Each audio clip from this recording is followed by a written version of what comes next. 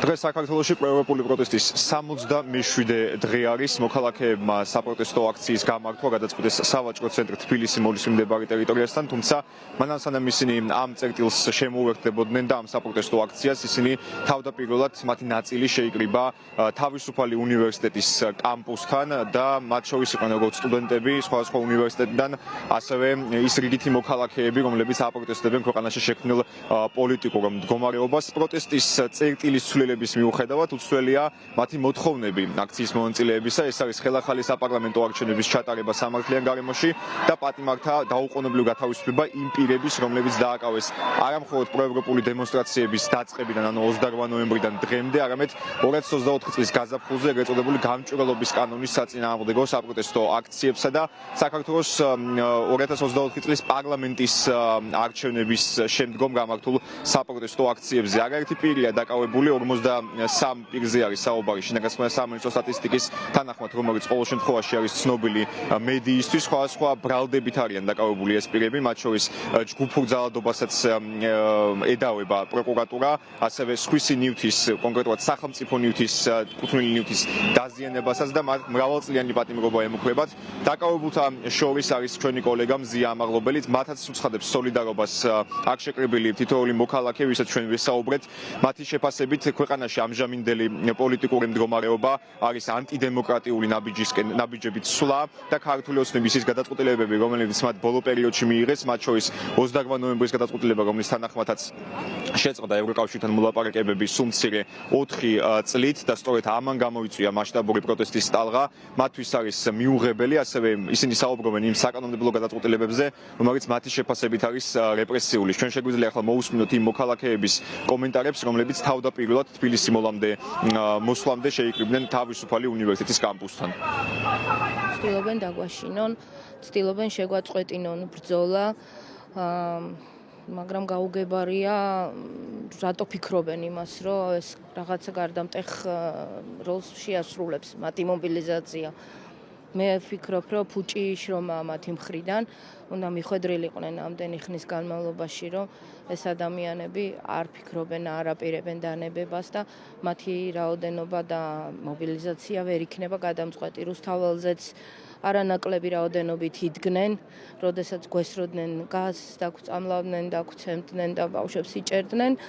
მაშინ არ შევშინებულ ვართ და გადავსებული იყო ყოველდღამე რუსთაველი, ასევე იქნება გადავსებული ყველა ლოკაცია, სადაც დაიგეგმება აქცია. რა თქმა უნდა, მოქალაქეების დაშინებას ცდილობენ, თუმცა რაც გავიარეთ წინათოების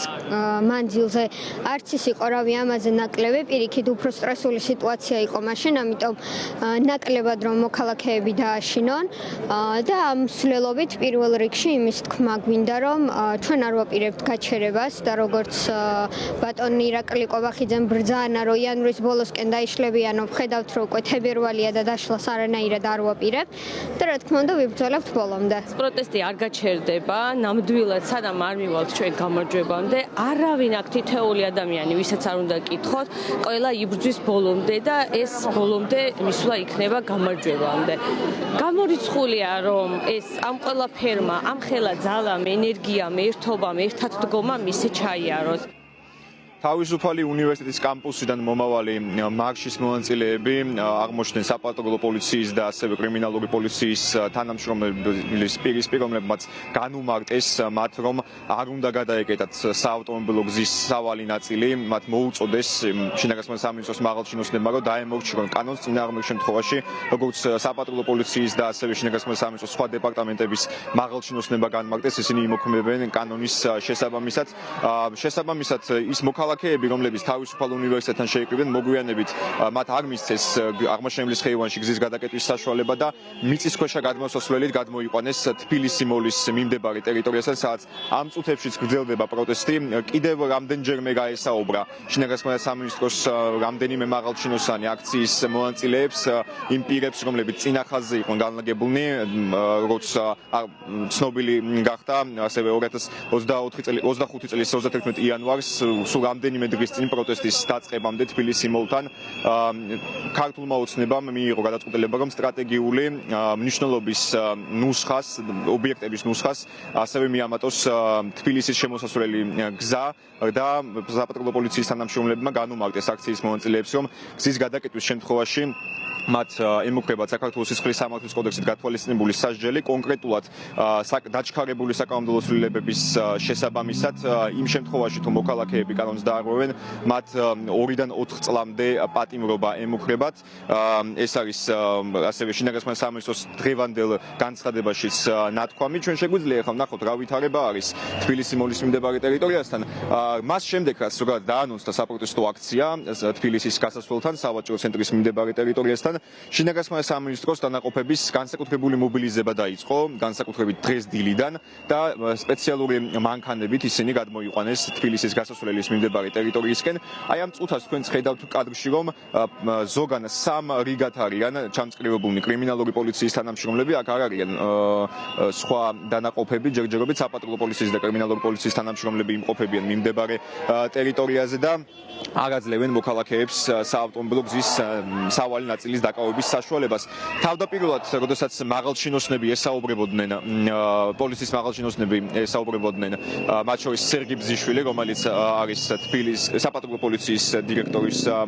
განყოფილების მოადგილე, განმარტა, რომ მოქალაქეებს ექნება საშუალება მხოლოდ პირველ ორ ზოლში ჩადგნენ და იქ გამართონ საპროტესტო მსვლელობა, თუმცა როგორც კადრშიც ახლა ხედავთ, ეს ორი საავტომობილო ზოლი ახლა დაკავებული აქვს შინაგანსა სამინისტროს თანამშრომლებს, მოქალაქეები კი არიან განლაგებულნი მცირე ტროტუარზე და ასევე განლაგებულნი არიან სხვა ტერიტორიაზე, სადაც არ არის, რითაც არ აფერხებენ საავტომობილო მოძრაობას. ეს სიტუაცია არის, ახლა მე ვთხოვ ოპერატორს კადრში გაჩვენოთ ასევე